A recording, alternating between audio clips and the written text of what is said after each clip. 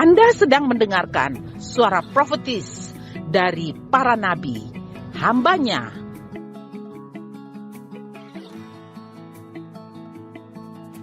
Dengarkanlah dan lakukanlah perintah Tuhan melalui para nabi, maka engkau akan berhasil. Selamat mendengarkan. Oke, baik. Hari ini kita akan belajar bersama-sama. Saya juga belajar, kita semua belajar. Judulnya adalah Crucified with Christ, disalibkan bersama Kristus.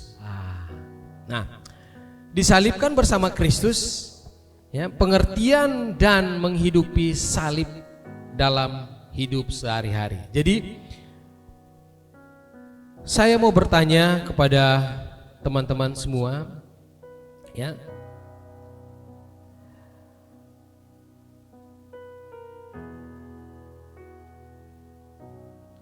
Ya, saya mau bertanya. Mungkin di sebelah kananmu, sebelah kirimu. Kalau kalian melihat tanda salib, ya, mungkin di rantai atau di kalung kalian, ya, atau di kalung temanmu, atau kalian berjalan mungkin melihat di seputaran kota Kupang. Kalau kalian melihat tanda salib, ya, apa yang terlintas pertama kali di pikiran kalian? Coba bisa saling ngobrol di kananmu, di kirimu. Kira-kira kalau kalian lihat salib, kira-kira pertama terlintas dalam pikiranmu apa? Apa itu? Ya. Jadi apa yang terlintas pertama kali di pikiranmu? Silakan. Ayo, aktif. Jangan malu-malu.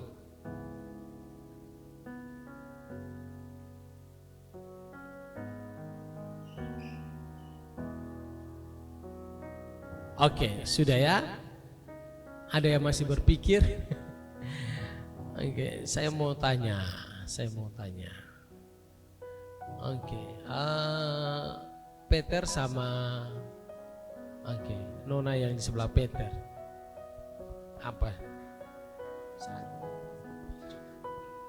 Apa menurut kamu, apa yang menjadi pikiran kamu pertama kalau kamu lihat salib? Ayo.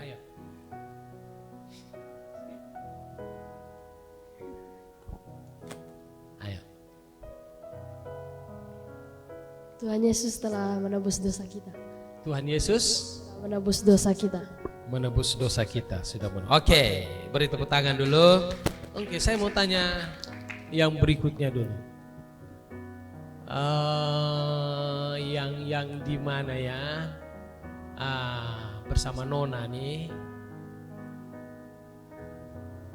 Nona pun sebelah, saudara sebelah, silakan. Cek. Oke. Ya. Apa yang terlintas pertama kali saat kamu lihat salib? Sebelahnya Nona. Apa? Ini teringat film. Hah? Teringat?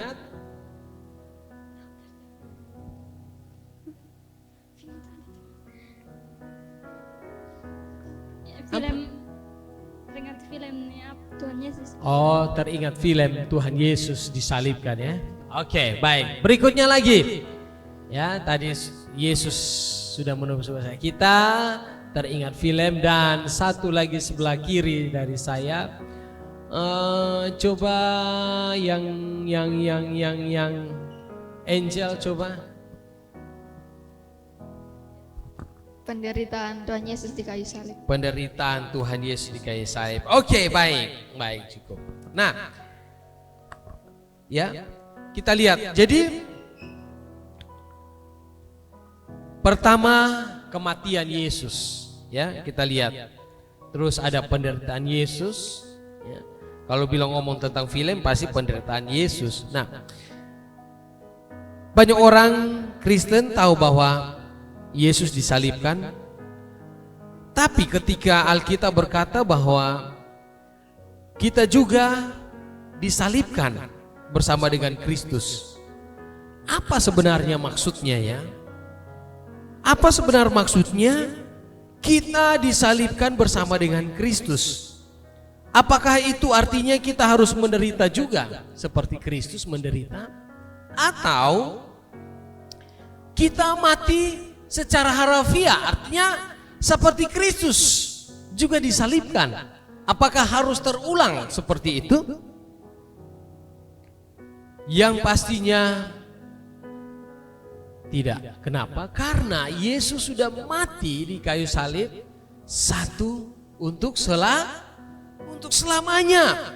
Tidak ada lagi yang harus manusia tanggung.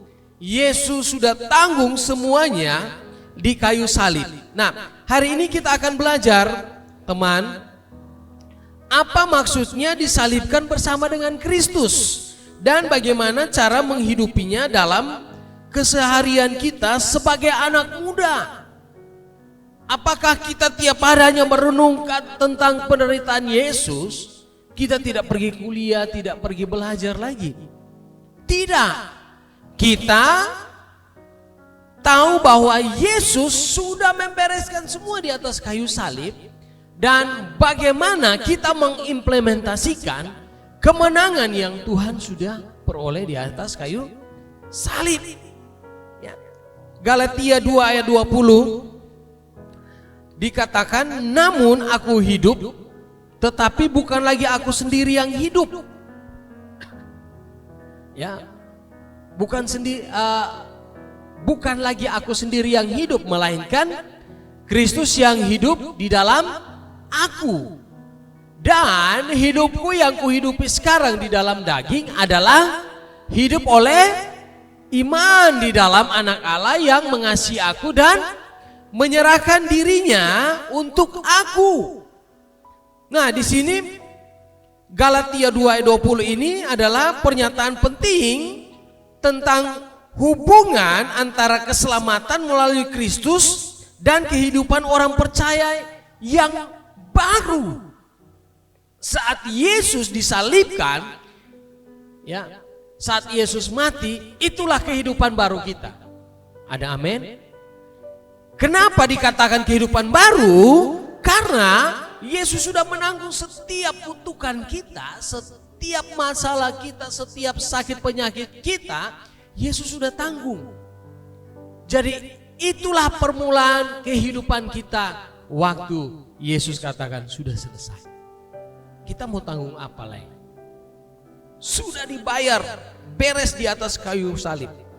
Paulus meskipun hidup di dalam daging, ya, ia hidup bukan lagi karena dirinya sendiri, melainkan karena Kristus yang hidup di dalam diri kita. Berarti hidup lama kita sudah dikuburkan, hidup lama kita sudah bersama-sama dengan Yesus di kayu salib, sudah digantung dan sudah mati. Dan Tuhan katakan sudah selesai, berarti hidup kita sudah mulai jadi baru. Hidup di dalam Kristus, hidup di dalam takut akan Tuhan. Kalau orang belum mengakui Yesus sebagai Tuhan dan Juru Selamat, dia masih mengenakan hidup lama. Tetapi kita sebagai anak Tuhan, kita sudah percaya Yesus, hidup kita mengalami pembaruan. Walaupun dikatakan kita masih hidup dalam daging. Dicubit masih rasa sakit, di ngomong, digosip masih rasa sakit. Di mana? Di dalam hati saya, di dalam hati kita. Tetapi untuk keselamatan kita sudah diselamatkan. Di mana? Di atas kayu salib. Jadi Paulus menekankan bahwa hidup orang percaya tidak lagi ditentukan oleh dirinya sendiri, tetapi oleh Kristus yang hidup di dalam diri kita. Ngomong di sebelah kiri kananmu, Kristus ada di dalam saya. Yes, Kristus ada di dalam saya dan di dalam saudara semua. Nah, kita lihat makna disalibkan bersama dengan Kristus, ada makna spiritualnya begini. Ya. Makna spiritual. Yang pertama, disalibkan bersama Kristus berarti mati terhadap dosa. Ya. mati terhadap dosa. Roma 6 ayat 6 katakan begini, karena kita tahu bahwa manusia lama kita itu telah turut disalibkan supaya tubuh dosa kita hilang kuasanya, agar jangan kita menghambakan diri lagi kepada dosa. Berarti di dalam Roma 6 ini, teman, karena kita tahu manusia lama kita itu telah turut disalibkan. Salibkan apa? Keinginan-keinginan dosa kita, ya. Kita terikat dari dosa, kita diperbudak dari dosa, itu sudah digantung di atas kayu salib dan turut bersama-sama disalib. Jadi manusia lama kita sebenarnya, ya, kita punya manusia lama itu sudah digantung di atas kayu salib. Artinya kita tidak lagi hidup dikuasai oleh keinginan daging atau keinginan dunia ini. Kita bisa lawan. Bisa lawan dengan apa? Bahwa Tuhan sudah ada di dalam hidup kita. Makanya kalau biasanya saya sering ajar dan saat teduh bersama anak-anak di sekolah, kalau kita mau buat kesalahan, kita mau buat dosa, pasti ada dugdak di hati kita. Betul? Ya, betul ya? Saat kita mau buat dosa, pasti ada dugdak di hati kita. Ya. Kita mau nyontek, ada dugdak di hati kita. Kenapa? Karena Kristus secara supranatural ada dalam hidup kita. Roh Allah, Roh Kudus ada dalam hati kita. Saat kita mau buat kesalahan atau kita salah mengambil keputusan, pasti dalam hati nurani kita katakan salah.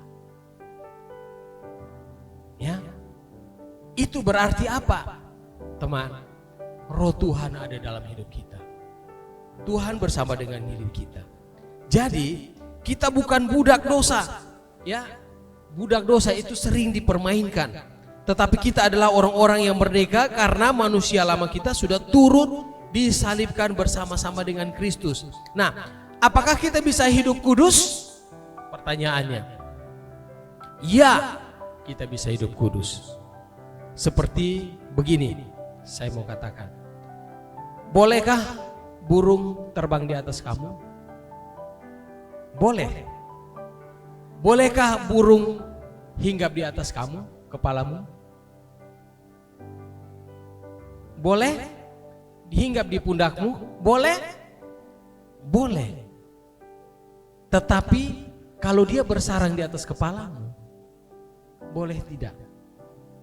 Tidak? Tidak boleh. Ya kan? Kira-kira seperti begini tadi ceritanya. Sempat pikiranmu kalau orang ngomong tentang kamu rasa jengkel? Boleh. Kenapa? Karena kita masih hidup di dalam tubuh kita. Tetapi jangan dia itu bersarang di dalam pikiranmu.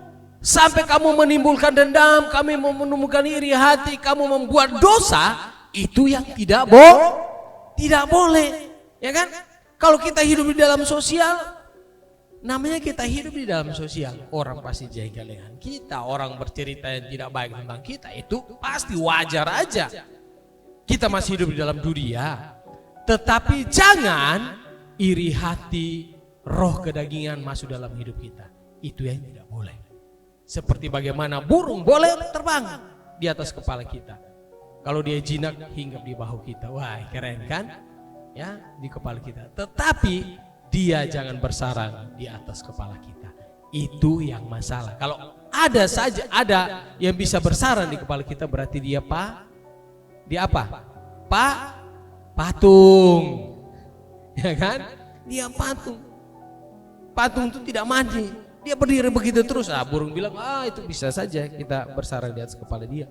Nah, yang pertama adalah disalibkan bersama Kristus, berarti kita mati terhadap dosa. Kita sudah dibebaskan, kita bisa hidup kudus. Yang kedua, berita kedua adalah kita memiliki identitas baru di dalam Kristus. 2 Korintus 5 ayat 17.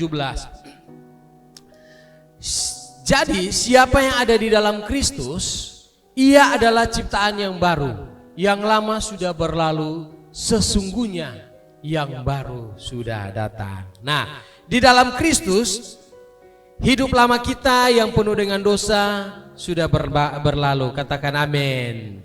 Kita diberi identitas baru sebagai ciptaan baru. Katakan amin. Iya. Nah, jadi dulu seperti contoh begini. Dulu saya merasa tak berharga. Kini kita tahu bahwa aku berharga di mata Tuhan. Ya. Kenapa? Identitas kita sudah berubah. Dulu saya merasa tak berharga.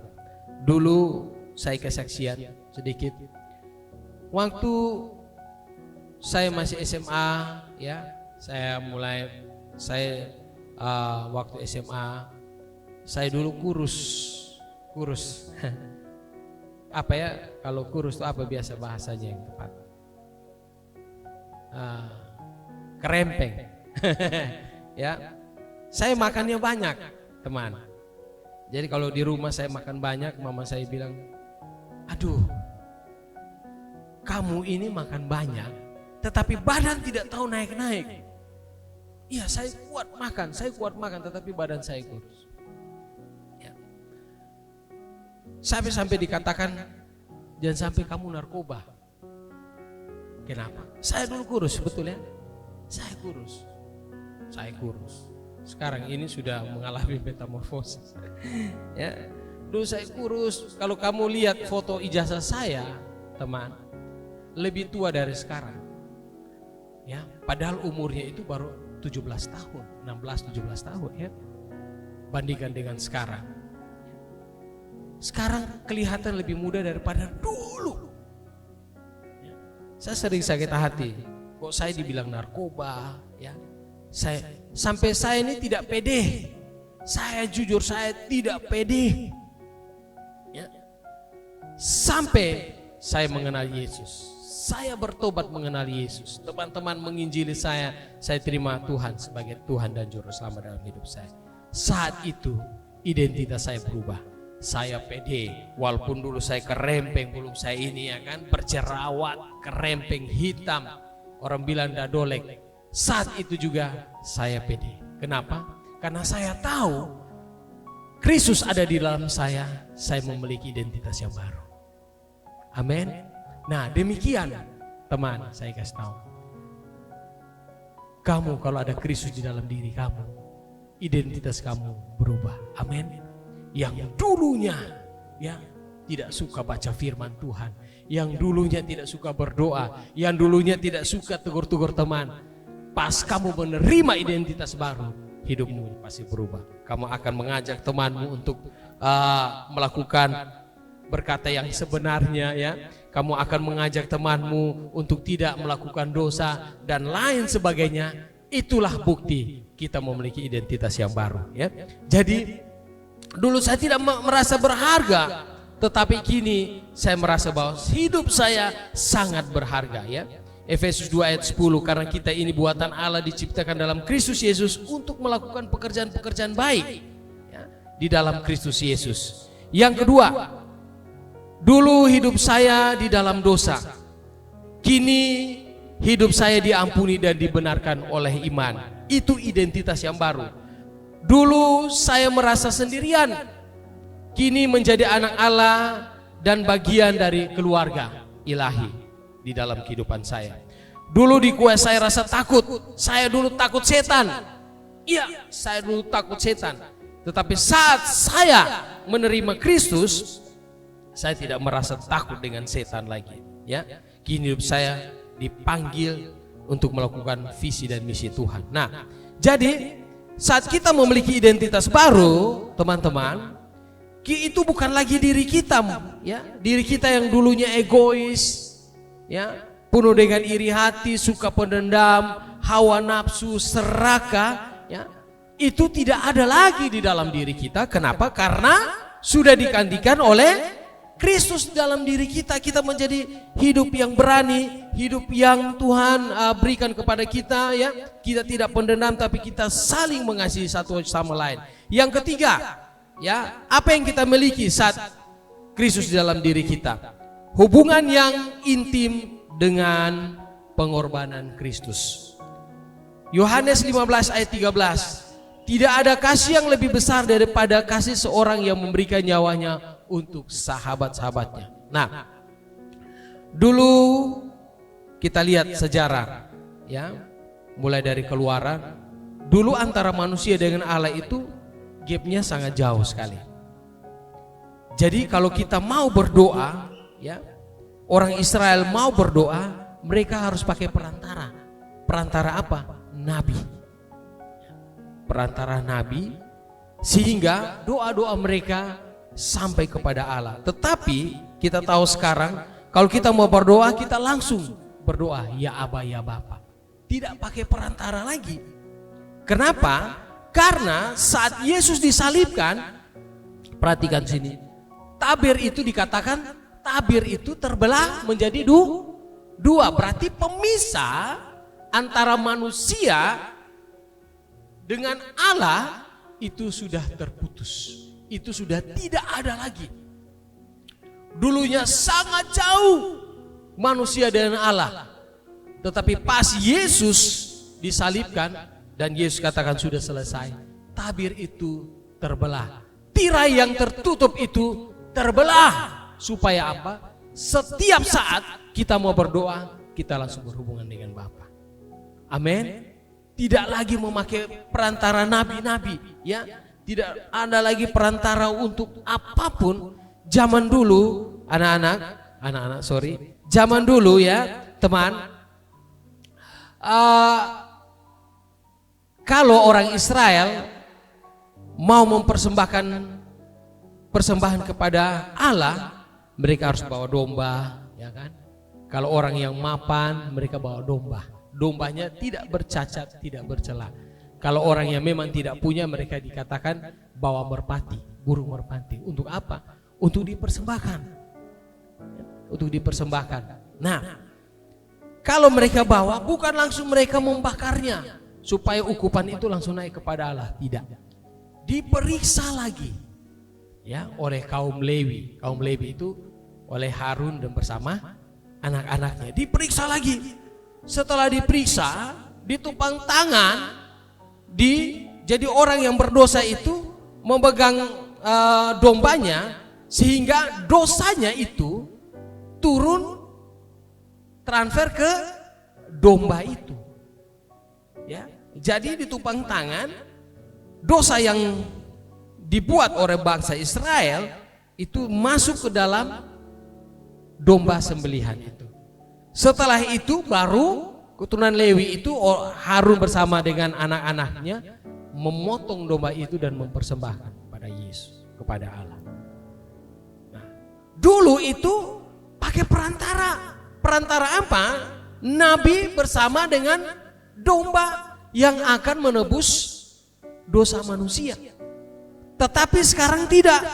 Yesus sudah katakan sudah selesai di atas kayu salib, berarti tidak ada lagi pengorbanan-pengorbanan lain untuk menggantikan Yesus. Tidak ada lagi. Yesus satu untuk selamanya. Amin. Jadi saat kita mau masuk ke dalam doa kita, kita masuk di dalam pergumulan kita, tidak lagi pakai perantara. Hanya kamu dengan Yesus sendiri. Membuat kesalahan, membuat apa, kita masuk dalam Yesus. Minta ampun. Saat itu dosa kita diampuni. Dikatakan seperti itu. Jadi hubungan yang masalah itu diperbaiki sehingga kita mempunyai hubungan yang intim dengan Allah. Nah, berikutnya, bagaimana mempraktekkan disalibkan bersama dengan Kristus di dalam kehidupan sehari-hari? Yang pertama, menyalibkan keinginan daging. Galatia 5 ayat 24. Barang siapa menjadi milik Kristus Yesus, ia telah menyalibkan daging dengan segala hawa nafsu dan keinginannya. Nah, contohnya begini, teman. Saat kamu tergoda menyontek, Apakah kamu memilih untuk jujur karena kamu sudah menyalibkan keinginan curangmu, atau kamu melakukannya? Kenapa? Galatia 5 ayat 24. Barang siapa menjadi milik Kristus Yesus, ia telah menyalibkan daging dengan segala hawa nafsu, keinginan-keinginannya. Ya. Saat temanmu menyakitimu, kamu memiliki pengampunan, mengampuni, ya, bukan membalas. Saat temanmu melakukan pekerjaan-pekerjaan keinginan daging, contohnya menonton film porno, ya, berkelahi, mencuri, apakah kita masuk di dalamnya? Kita terlibat? Ataukah kita sudah menyalibkan keinginan daging kita? Jadi kita disalibkan bersama dengan Kristus hari-hari adalah kita menyalibkan keinginan daging kita. Ya. Kita tidak tergoda, kita jangan tergoda. Jadi jangan tergoda dengan hal-hal dunia ini. Yesus sudah berkorban, Yesus sudah menyerahkan dirinya di atas kayu salib. Yang kedua, saat kita praktek dalam kehidupan kita adalah hidup di dalam ketaatan dan kasih. Lukas 9 ayat 23, katanya kepada mereka semua, setiap orang yang mau mengikuti aku, ia harus menyangkal dirinya, memikul salibnya setiap hari dan mengikuti aku. Ini artinya apa? Nah, mengikuti Yesus bukan hanya di gereja. Kita berdiri, ya, kita menyembah Tuhan, kita menyanyikan lagu cepat, lagu lambat. Ya. Jadi mengikuti Yesus bukan hanya di gereja, tetapi juga di rumah. Dalam hal apa? Yaitu kita bantu orang tua mengerjakan pekerjaan orang tua, ya. Mencuci, sapu, pel rumah, ya, hal-hal yang kecil. Kita jangan pikir bahwa oh mengikuti Yesus kita harus pergi menginjili. Jangan pikir sampai situ dulu, teman. Di rumah, mulai dari rumah. Apakah kita bantu orang tua? Ataukah kita cuek masa bodoh? Saat disuruh kerja kita alasan, oh saya mau ke gereja karena ada doa. Seringkali kita membuat seperti itu, ya. Jadi mengikuti Yesus bukan hanya di gereja tetapi di rumah, di sekolah, di media sosial apalagi. Dan sampai di media sosial kita juga ikut campur orang punya urusan, mulai kasih panas, mulai buat itu, mulai ngomong ini, ngomong itu. Oh betul kakak, betul kakak. Ya kan? Apakah kita hidup di dalam ketaatan dan kasih? Kita harus berani bilang tidak saat diajak melakukan hal yang negatif. Kita tidak malu menjadi orang Kristen di lingkungan yang mungkin mengejek kita. Kita sering dibilang, kamu pendeta, kamu orang kudus, tidak cocok berteman dengan kita. Sering lontaran kata-kata itu keluar, ya. Jadi teman, mengikuti Yesus bukan cuma soal tahu ajaran Yesus, tetapi hidup seperti Dia, penuh kasih, pengampunan, rendah hati, setia, penuh pengharapan. Dimanapun kita berada, kita bisa menolong orang, ya. Dimanapun kita berada, kita rendah hati. Dimanapun kita berada, sekalipun orang ngomong tentang kita, kita bisa memberi pengampunan. Itulah hidup di dalam ketaatan dan kasih. Yang ketiga, tidak hidup untuk diri sendiri lagi. 2 Korintus 5 ayat 15. Dan Kristus telah mati untuk semua orang, supaya mereka yang hidup tidak lagi hidup untuk dirinya sendiri, tetapi untuk Dia yang telah mati dan telah dibangkitkan, ya, yang telah dibangkitkan untuk mereka. Nah, kita seharusnya punya hati melayani, membantu tanpa pamrih, berani berbeda dari dunia ini, menjaga kekudusan, berkata jujur, tidak mengikuti arus dosa. Nah, beberapa contoh yang saya nanti sampaikan ini, bagaimana kita hidup bukan untuk diri kita sendiri, tetapi untuk orang lain. Nah, ini contoh beberapa, yaitu kita menggunakan waktu dan talenta untuk melayani sesama. Nah, kita menggunakan waktu dan talenta untuk melayani sesama dan melayani Tuhan. Dulunya seperti begini.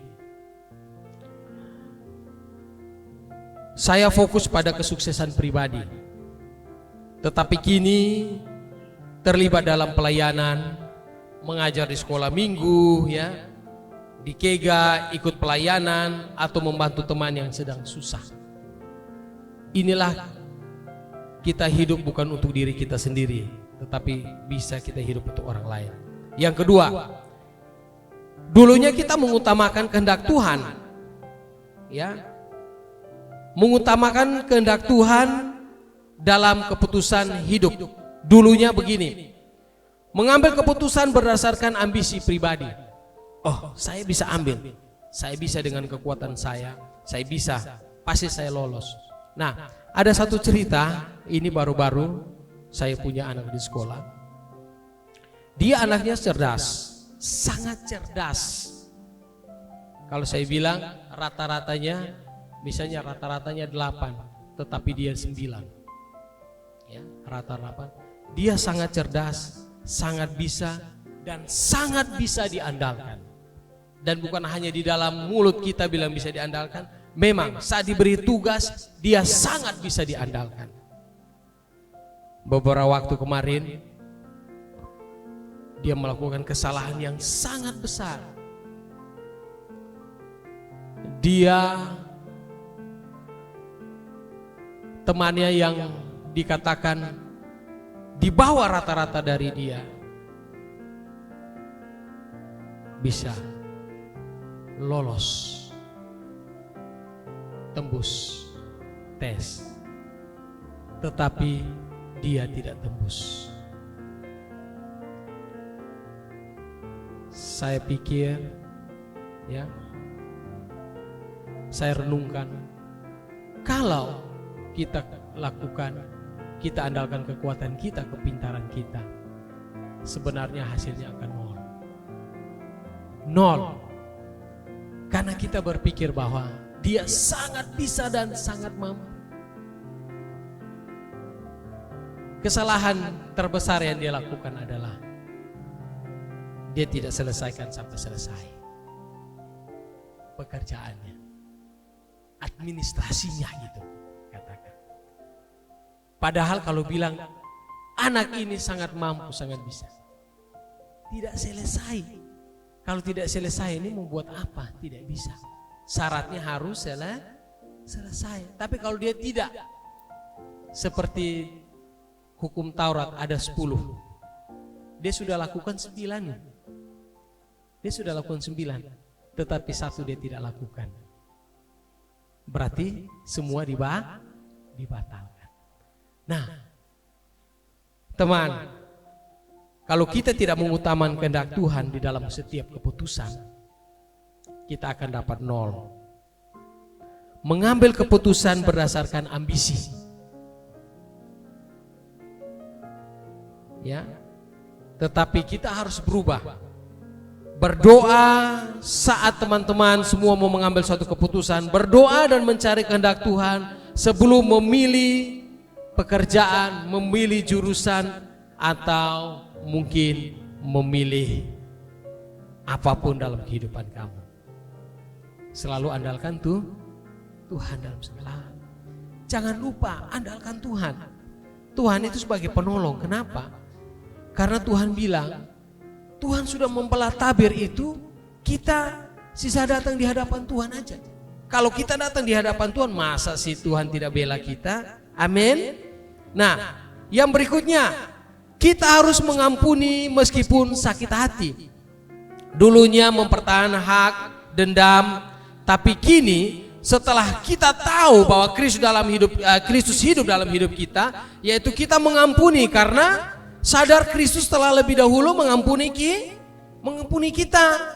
Terus berbagi berkat kepada orang lain. Dulunya menyimpan semua untuk diri sendiri, tetapi sekarang memberi kepada orang yang membutuhkan, baik waktu, tenaga maupun materi kita. Kalau ada lebih, kita saling berbagi.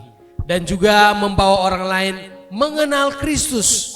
Dulunya hidup kita kalau tidak ada Kristus dalam hidup kita, kita tidak peduli dengan keselamatan orang lain. Ya, walaupun teman sebangku kita, teman seperjalanan kita, ya, kita mau kemana dia sering ada bersama dengan kita, ya, kita tidak peduli tentang keselamatan dia. Tetapi saat kita hidup di dalam Kristus dan Kristus ada di dalam hidup kita, kita berani bersaksi, mengajak teman kita ke persekutuan, mengajak teman kita ke gereja, mengajak teman kita ke komsel. Nah, itu adalah pribadi di mana Kristus hidup dalam hidup kita. Kalau kita katakan bahwa hidup Kristus ada di dalam hidup kita, kita patut mengajak teman kita yang belum mengenal Yesus. Kalau kita bersama-sama di surga, bersama dengan teman kita yang akrab, wow, luar biasa ya temannya. Tapi saat kita masuk dalam kerajaan surga, tiba-tiba di jauh sana dia berteriak, Elvis, lu pun tega lai, lu masuk kerajaan surga tapi beta. Kotong sudah berapa tahun berteman, berjalan bersama, makan bersama. Tetapi kenapa kamu tidak cerita tentang Yesus di dalam hidup saya?